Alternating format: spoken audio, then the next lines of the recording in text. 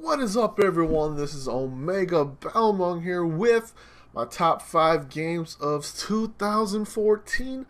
And of course, the time is coming to the end for 2014, and 2015 is coming up soon, or maybe it's the next day once this video goes out. But like I said, these are my top 5 games of 2014. I didn't get to play too much or played enough of certain type of games to actually give it a good judge on it. So if you don't agree with a lot of the games I have, yeah, I played a lot of them, but a lot of them I just didn't really play enough to where I could say, it's awesome.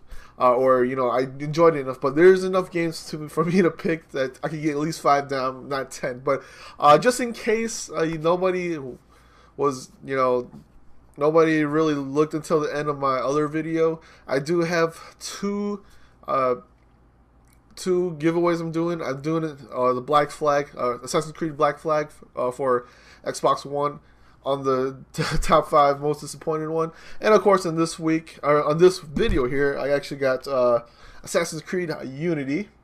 So this one is for, of course, both of them are for Xbox One. I do have the Black Flag for the other one. So if you want to go there and grab or give me a comment on that. I will be also doing, this one will be a Unity, so at the end of this video, I'll give you a heads up on how to get, the Black Flag, or not Black Flag, well, Black Flag and Unity for Xbox One. At the number 5 spot, it is Hyrule Warriors for the Wii U. And yes, I did get a Wii U, and this is the first game I actually got for it. And you know what? I love my Dynasty Warriors games. They are, to me, some of the funnest games you can play. Yes, it does get boring after a while, but I mean, it's a good way to just play, games, or play through a game pretty quick. It kind of reminds me of kind of like a Call of Duty thing where you can kind of just sit down and shoot a few people in multiplayer, and that's it. Well, Dynasty Warriors is sit down, kill a bunch of people, and that's it. You can have fun that way. But like I said, Hyrule Warriors, I was never a big fan of Zelda. I know that's a tragedy right there. I am not a big fan of Zelda, and after playing Hyrule Warriors, and like I said, Hyrule Warriors is a Dynasty Warriors game just with the Zelda characters, and after playing it, I actually kind of want to go and play a lot of the Zelda games now, and I got a lot to catch up, so hopefully I can do it by that time. But like I said, it's an awesome game. It has a lot of the Zelda elements in there. You got, for your health, you have hearts. You got different types of suits you can wear for Link in them. You got the awesome music that comes from the the soundtrack of Zelda, and all that stuff put together just makes it an awesome game. Like I said, this is really what is going to probably make me play a lot of more Zelda games, and that is freaking awesome. At the number 4 spot is Infamous Second Son for the PS4. I'm a big fan of Infamous, as you can tell. I'm a big fan of comic books, so when you get a comic book type character in a video game, I am totally into it. So I love the game. The storyline is pretty, but I like first of all, the graphics is amazing. The powers that you get are amazing. The traverse, just the traverse of getting from place to place. Traversal air, powers are freaking awesome. I love it. Just the fact that I just had fun playing the game from start to end. I wish it was a little bit longer. I wish it was all that, but at the same time, I'm still a big fan of it. I mean, I love the fact that they have the bad guy for you, and it's pretty cool going and seeing how how she becomes the bad guy. But it's pretty awesome in that fact. But like I said, the gameplay itself was, to me, perfect. I love just flying around, doing things. I tend to do that in a lot of open world games that lets me have powers. Like in Saints Row, was it 4? Any Infamous game, Crackdown. I just like jumping from place to place or flying from place to place. Heck, even in Destiny, Disney Infinity 2.0 with the Marvel stuff, I freaking love it. I just fly around. That's all I do. At the number 3 spot, it is Sword Art Online Hallowed fragments for the PlayStation Vita, or as I've been playing on the PlayStation TV. So, for real, I do really enjoy this game. A lot of people, you know, talk a lot of smack about it, and it should be. There's problems with it, like frame rates. It has pretty bad frame rate. A translation, oh my gosh, it is funny. It's like they really didn't put any effort into it. But the game itself, the core game itself, is freaking awesome. I love the fact that it follows a little bit from the anime. If you have never seen the anime, go ahead and it's on Netflix. I think it should be on Netflix. That's where I watch a few episodes. It's about this guy it's about this online game that gets people are stuck in there, and if they die in the game, they die in real life. So this picks up about midway through the story, and it's kind of like an offshot offshot of the storyline. So it doesn't really follow the storyline at all. It's like another take on the storyline. So anyways, you have to battle yourself up to these towers, and that's the only way to win. So but in this game, it's like I said, it's an RPG game slash, it's like more of an action type game. You attack and you do all these things. I love it, the fact that you can level up, of course. Anytime you say an RPG game, it's freaking awesome to me. I look into it, and I just have fun playing it. You know, you can level up your guys. It's similar to an MMO, which I love. I mean, if anything can come close to like a dot hack, anything like that, I totally will enjoy it, because I'm a big fan of dot hack. It is one of my, if you count it, one of my top games of all time. So it's similar to that, and the fact that, like I said, you can level up. You have a lot of characters you can play with too. It's a ton of characters. A lot of them are main characters or main characters from the story. A lot of them are just NPCs that shows up in the game, which there's a lot of characters, but and then, you know, you can take it to multiplayer. Fortunately, the multiplayer is just ad hoc, so unless you have somebody else playing close to you, you can't really play it. But I'm okay with that. I am looking forward to the second game. Hopefully they do fix it up a bit, make it better. It is coming off on PS3 too, so I'm just hoping it runs better. Translations are better.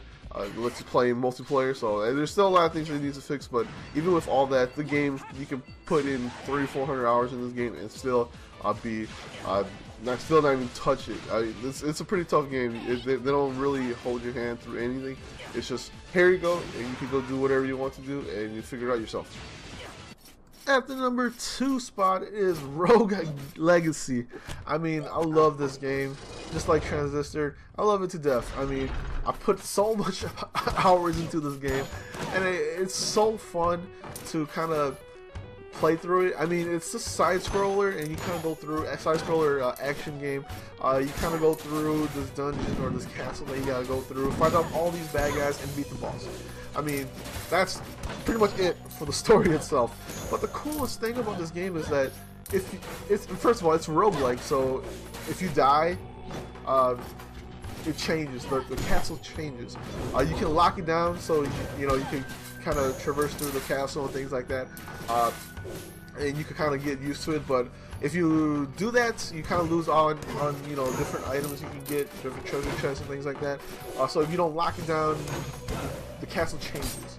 Everything will just be different spots. It'll be a whole different castle. But the coolest thing about this game is actually the fact that every time you die, you actually get a new character. It kind of goes from generation to generation to generation. So your kid has a kid, he dies, and then he has a kid too, and then it just goes from there. And each generation of kids have different types of powers and different types of defects on them that could really change how you play things. So I just love this game, RPG wise. You can level up. That's what I did. I just kind of leveled up everything, so it makes it a little bit easier. It's a tough game. If you don't level up and things like that, you can pretty much die in a few hits if you don't level up, you don't get better armor and things like that. But I did put so much hours into this game.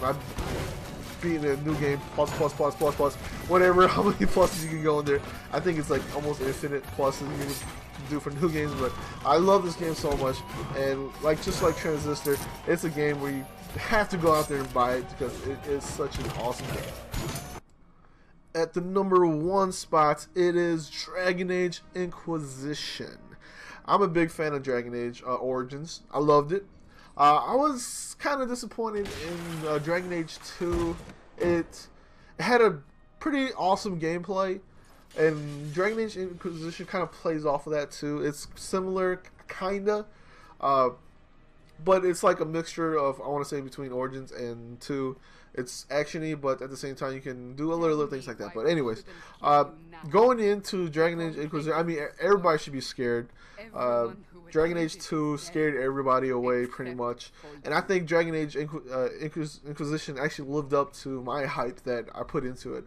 I mean, it's, first of all, it's a freaking long game. Just getting out into Hinterlands took me about 40-ish. I mean, actually, it was like 35, 40-ish hours, because I just went from doing the main quest, and then I was like, oh, let me finish all those side quests first, and I just kept going and going and going and going, and I'm just like, oh my gosh, by the time I looked, it was like 35 hours already. And like I said, I love the characters that come with it.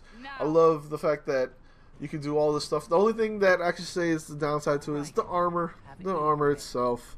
And the AI, yeah, the AI could be a little bit wonky at times. I wish there was like a gambit system where you can kind of tell them what to do, and if I want you to tank, I want you to tank, and things like that. I just kind of tended to be a tank in those games because I have an easier time playing like that than having all these enemies attacking me, which I don't have much armor. But anyways, yeah, I just love the game so much. I love the characters. Like I said, the characters, the lore of it. If you played the last two, the first and second Dragon Age games, you kind of see some of the characters from there. I don't remember much from the characters, but it's in there. Like I said, there's a lot of quests you can do. You get a cool castle that you can build upon, which is freaking awesome. And of course, a lot of the cheats are still in there. A lot of the exploits that could make you money is still in there. So it's pretty funny stuff. But like I said, Dragon Age to me is my game of the year because just all that put together, RPG game. It has a cool lore. I love it. It looks beautiful at the same time. It looks great. And like I said, I just have a lot of fun playing. Just like all these games on my list, I had a lot of fun playing it. I keep saying that because that's true. I had fun playing it. And this is not even touching the multiplayer. I mean, going into the multiplayer, it's a little bit different. Unfortunately, I wish you could actually make your own character and take them to multiplayer and kind of run it that way. But in multiplayer, you pick a set character already, and then you can just level them up. So that's the stuff I won't be touching too much upon. But like I said, the single player stuff to me is still, the world is huge. Going into an area, I mean, you can get lost in there. I mean, you could just keep walking and walking and walking. You're just like, when is it going to end? I mean, it will end, but it's just a big, big world, and it's an awesome game. It's one of the games where everybody should buy. This should be for every game on my list. Is you should go out there and buy it. It is an awesome game. I usually don't, say that for a lot of games, but these games on my list are there. You should go buy Dragon Age Inquisition. Alright, so hopefully you guys enjoyed my top 5 games of 2014.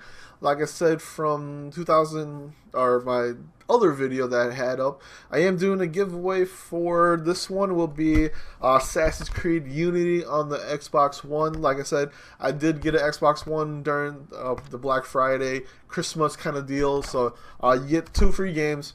And of course, my other video is a Black Flag, which I'm doing a giveaway for Black Flag, and this one I'll be doing a giveaway for Unity. So these games are only going to be downloadable because they are just, scratch offs from here, and you can download them. They are pretty big, so I mean, for Unity itself requires 50 gigs, so it's a big download. So just if you do get it, yeah, it's a big download. So hopefully you guys do run in this contest here. Like I said, the other video, what you got to do is just put down, instead of the top 10 or top 5 most disappointed games, this one's actually your top 5 best games of 2014 for you.